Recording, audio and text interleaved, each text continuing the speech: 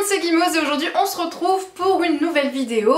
Oui, je suis habillée de la même manière que dans la précédente vidéo, mais c'est pas une surprise, je vous l'avais annoncé. Aujourd'hui, je vous présente mes objectifs livresques pour 2018. Alors, par objectif livresque, j'entends pas des choses très contraignantes, dans le sens où j'ai juste envie vraiment de me focaliser sur tout ce qui est fantasy et science-fiction, et que du coup, je me suis fait une petite sélection d'auteurs, et parfois même de certains titres que j'aimerais lire durant cette année, soit parce que ce sont des classiques, on va dire, dans les domaines de la science-fiction ou de la fantasy, soit parce que si c'est souvent des classiques en fait, mais des classiques qui peuvent remonter à très longtemps, ou des classiques beaucoup plus contemporains.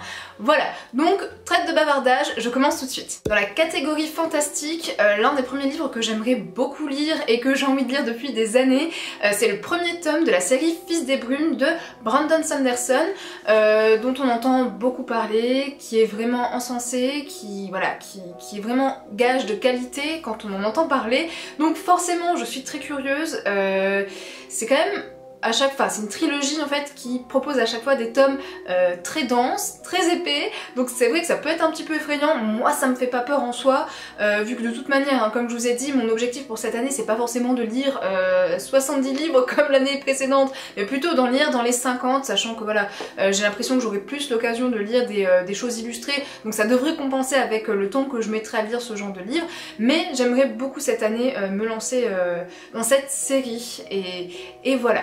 Le deuxième livre que j'ai très envie de lire, c'est Druide d'Olivier Perru. Parce qu'il est dans ma palle depuis beaucoup trop longtemps. Pourtant c'est un livre que je persiste à avoir envie de lire, donc c'est quand même bon signe, donc c'est surtout signe qu'il faut peut-être que je me lance.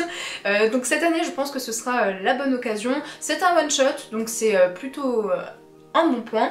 Et voilà, Olivier Perru, j'en entends que du bien. J'ai lu l'une des BD qu'il a co-scénarisé, réalisé avec d'autres personnes. Alors là le titre ne me vient plus en tête, mais de toute façon je vous mettrai l'image quelque part par là pour vous montrer. Et voilà, je pense que ce challenge très perso, hein, c'est vraiment aussi de sortir des livres de ma palle, parce qu'il y en a énormément qui me font envie, qui sont pas là par hasard, et qu'il est temps peut-être de sortir. Ça sert à rien au bout d'un moment d'acheter pour pas lire. C'est pas un problème en soi, je veux dire, moi là 2017 je me suis vraiment fait plaisir, j'ai acquéri pas mal de bouquins, mais maintenant je sens que c'est le moment de les lire en fait.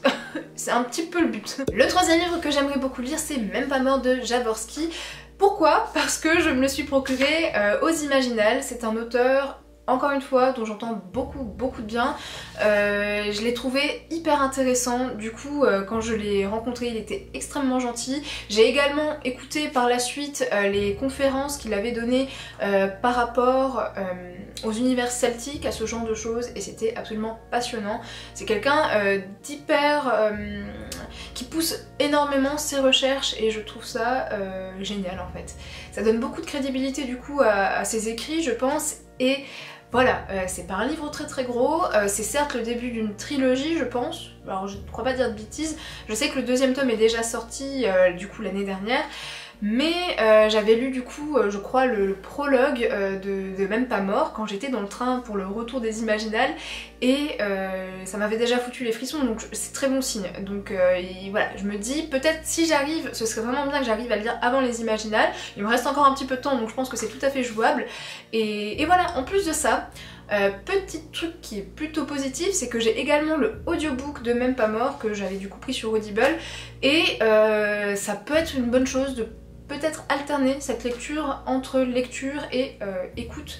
Donc de toute façon je vous en reparlerai, mais je pense que cette année c'est la bonne. Quatrième objectif, c'est de lire du Robin Hobb. J'avais lu Les Cités des Anciens, le premier tome du coup il y a 2 ans. J'avais beaucoup aimé, je pense que je vous en avais parlé il me semble dans un point lecture ou dans un week-end à 1000, quelque chose de cet ordre là.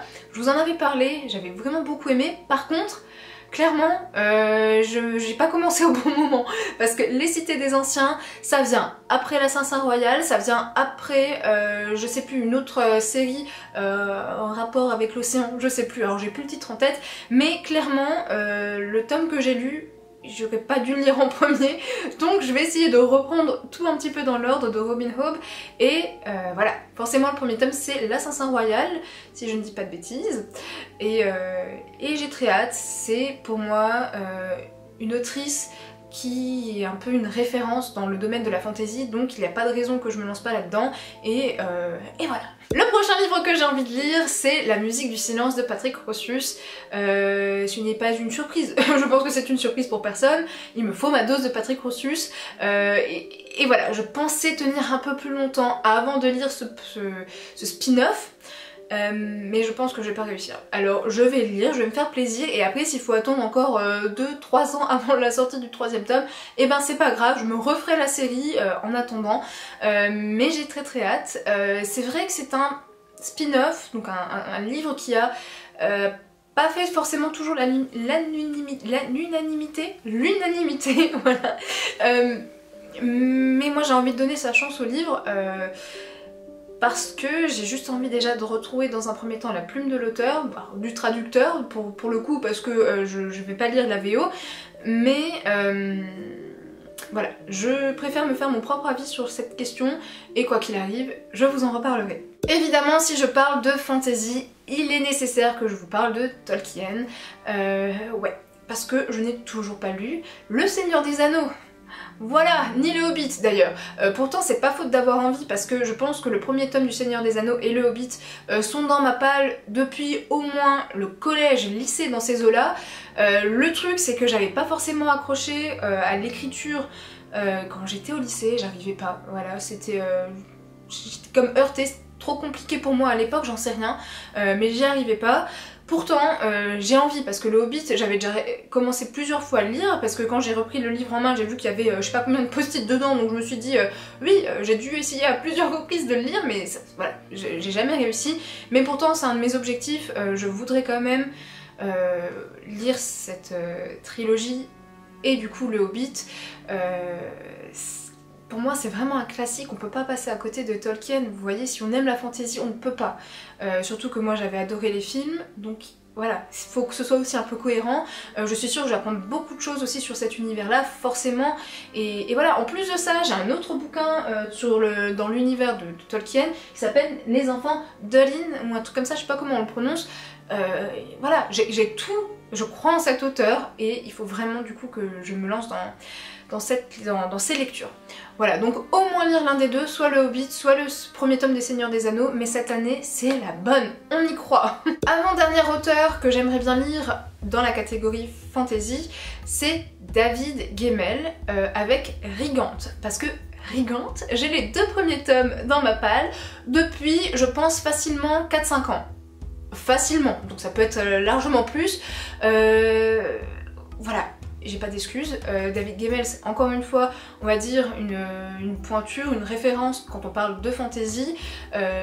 Et voilà, il faut que je découvre et que je sorte des livres de ma palle, parce que je sens que là, si je le fais pas cette année, ou l'année prochaine, je vais pas commencer à me foutre la pression, vous me connaissez, moi je fais des listes comme ça pour être sûre d'en lire au moins 2, vous voyez. Donc voilà, j'ai l'impression que c'est le moment, il faut que je l'y sorte, parce que sinon ça va stagner et ça me plaît pas en fait, ça fait trop longtemps, surtout que ben je suis quand même curieuse, voilà, ça reste de la fantasy, ça reste un style que j'aime beaucoup, donc il faut que je découvre cet auteur, et voilà. Et enfin, le dernier auteur que j'aimerais beaucoup découvrir, et là encore une fois, ça fait des années que je me dis, cette année, cet hiver, c'est la bonne, et chaque hiver, c'est pas la bonne du tout, c'est Philippe Pullman avec À la croisée des mondes. J'avais vu le film quand j'étais beaucoup plus jeune, à cette époque-là je savais même pas que c'était adapté d'un livre, hein, c'est pour vous dire le niveau. Et voilà, chaque année, pour le Cold Winter Challenge, je vois plein de personnes qui lisent À la croisée des mondes, et à chaque fois je me dis mais oui, ça m'attend. En plus j'ai le premier tome en numérique sur ma liseuse, à chaque fois je me dis allez c'est le moment, j'y vais, puis j'y vais pas. Donc cette année, peut-être pour le prochain Cold Winter Challenge, je lirai. Voilà, au moins le premier tome. Voilà, j'ai reçu que des bons retours. C'est vrai que c'est jeunesse, j'aurais très bien pu le lire quand j'étais jeune, c'est pas le cas. Mais je pense que je suis assez bon public pour pouvoir me plonger là-dedans et apprécier à sa juste valeur cet écrit. Donc voilà, j'ai hâte et j'y crois, surtout j'y crois. D'ailleurs j'avais presque oublié une autrice que j'aimerais beaucoup lire dans cette catégorie, donc fantasy, qui est Ursula K. Le Guin, prononcée absolument à la française, je sais pas si ça se prononce autrement, avec sa série, en tout cas le premier thème qui s'appelle Le sorcier de Terre-Mer, tout simplement parce que c'est en partie un livre qui a été adapté par les studios Ghibli, sous le nom de Les Contes de Terre-Mer, donc forcément je suis un petit peu curieuse. C'est un film que j'ai d'ailleurs en ma possession, que j'avais regardé, que j'avais apprécié, mais il m'en reste plus grand souvenir pour être tout à fait honnête. Donc c'est un film qui a été fait par Goro Miyazaki, donc qui me semble est le fils de Hayao Miyazaki, donc voilà. Je suis très curieuse de découvrir ça et qui sait peut-être enchaîner ensuite en revoyant une nouvelle fois Les Contes de Terre-Mer, mais voilà, je pense que ça pourrait être une lecture très chouette. En plus c'est des livres assez courts, après j'espère juste que je vais réussir à les trouver, je sais pas encore si c'est commercialisé, mais voilà. Maintenant on passe à la catégorie science-fiction, qui est un petit peu la catégorie que je connais le moins finalement. En tout cas voilà, les écrits que j'ai regroupés sont, on va dire, plus à destination d'un public adulte, c'est-à-dire que c'est pas forcément du young adulte, et c'est pour ça que j'estime que j'ai encore quelques lacunes, encore quelques auteurs, et qu'il y a beaucoup de choses en fait à apprendre. C'est pas quelques, j'ai beaucoup de choses à lire et à découvrir, et voilà, j'ai vraiment envie que cette année soit l'année où je découvre un peu plus la science-fiction. Comme j'ai pu vous le dire, avec Philippe Cadic et du coup Les androïdes rêvent-ils de moutons électriques, ça a été un déclic, j'ai vraiment adoré et j'ai envie d'en découvrir plus. Et du coup, de cet auteur, j'aimerais bien découvrir un autre de ses livres, quand même relativement court, qui s'appelle Ubik, parce que j'ai envie de voir ce qu'il a fait d'autre en fait, en matière de science-fiction. Il en a fait énormément d'autres qui, pour le coup, ont souvent été adaptés au cinéma. J'ai quasiment rien vu d'ailleurs de ces adaptations. Donc je me dis que peut-être commencer avec ce genre de petits livres, c'est pour ça que j'ai ciblé un peu aussi pour cet auteur un petit livre. Donc Ubik, je crois que c'est dans les 250-300 pages, pas plus, c'est un livre de poche donc ça se lit relativement vite.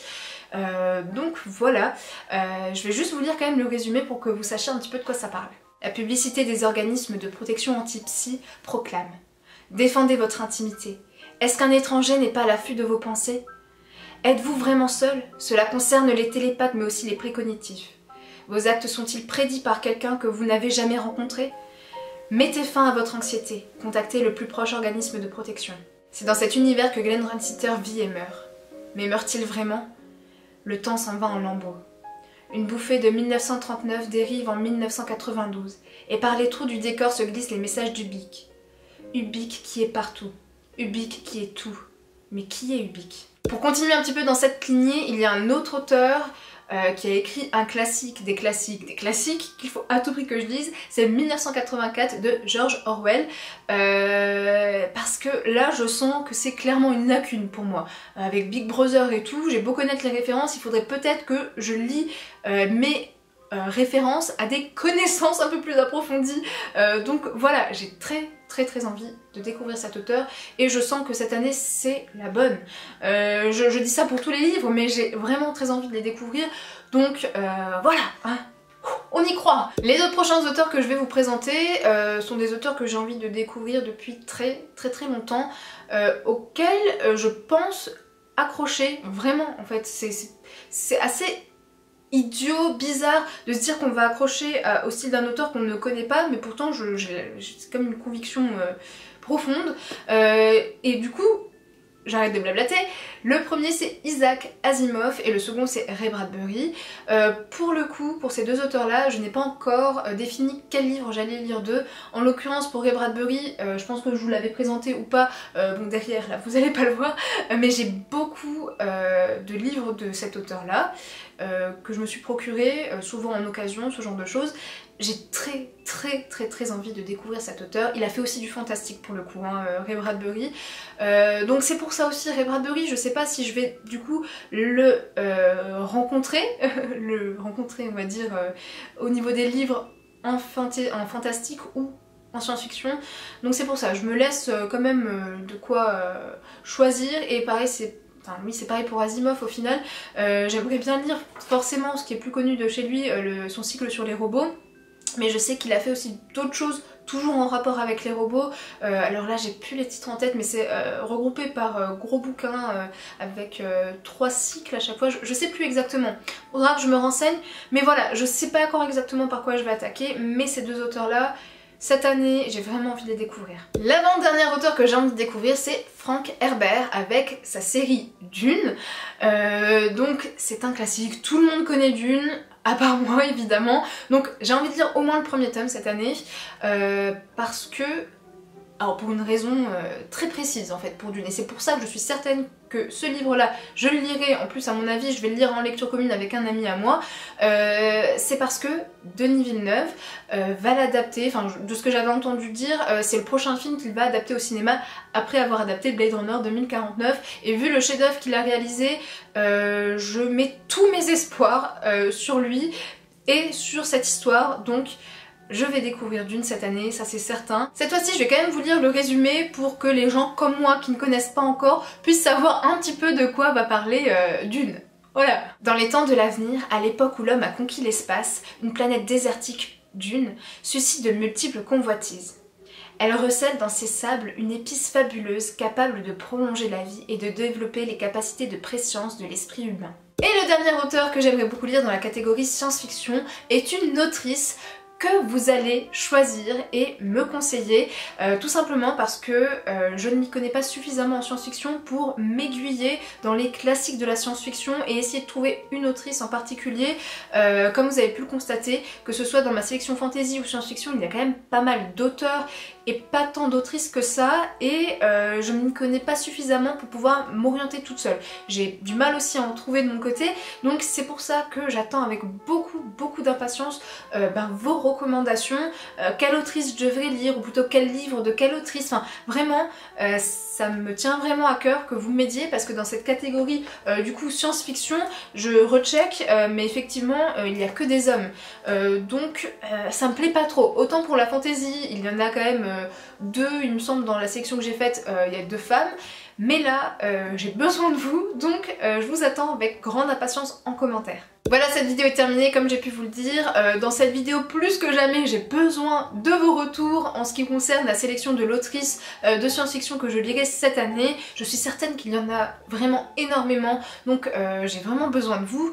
Et voilà, évidemment, dans la sélection que je vous ai présentée, il y a tous les auteurs, toutes les autrices que j'ai envie de lire cette année. Même dans ma palle, j'ai énormément de livres, en tout cas en fantasy, que j'aimerais beaucoup lire, moins en science-fiction du coup, mais j'en ai quand même quelques-uns, donc voilà, je ne me priverai pas, si j'ai envie de lire d'autres livres, je les lirai, mais c'est vrai que cette sélection me paraît intéressante pour, on va dire, pallier un petit peu à certaines lacunes en termes de fantasy et de science-fiction, mais également aussi tout simplement renforcer ma culture SF et fantasy. Donc voilà, maintenant dites-moi aussi également vous de votre côté si vous avez des objectifs livresques en 2018, ça peut être complètement différent, hein. Ça peut être par exemple un nombre de pages, un nombre de livres ou ce genre de choses à lire. Comme je vous l'ai dit, moi je me fixe à peu près 50 livres à lire cette année, mais voilà, zéro pression, de toute façon ça sert pas à grand chose pour moi. Quand je me fixe des objectifs aussi strict entre guillemets, même si c'est pas strict du tout, ça marche pas toujours. Donc voilà, moi je suis vraiment en mode détente totale, je verrai bien, je vais juste me faire plaisir comme cette année, comme en 2017, parce que finalement là on est déjà en 2018, j'ai du mal à faire la transition entre les deux, mais voilà, je vous attends, et sur ce je vous souhaite de faire de très belles lectures, je vous fais plein de gros bisous et à plus, ciao.